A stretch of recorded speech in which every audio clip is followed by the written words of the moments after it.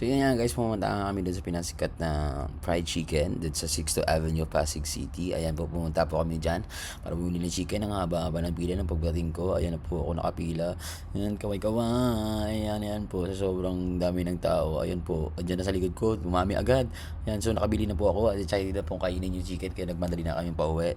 So ayan po, nakadating na kami. And yan, yes, andyan na yung buong chicken natin. Tignan nyo naman, ang sarap. Yummy, kudasai. So ayan po, meron siyang free na gravy, chili garlic, tsaka meron silang suka. Yun.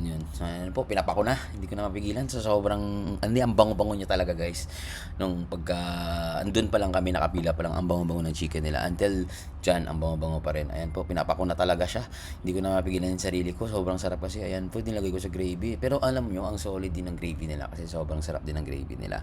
And then, yung chili garlic nila, masarap din. Pero hindi ko na-try yung suka kasi hindi ako mahilig na sa suka ng chicken, ng fried So, hindi ko. So yan, pinapa ko na.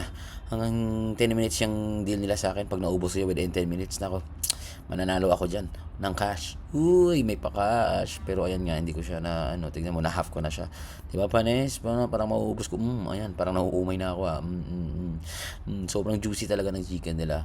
Alam mo, sa loob, tsaka sa labas, sobrang sarap. Kaso yung sa best part, hindi ko siya naubos kasi hindi ko na nakaya.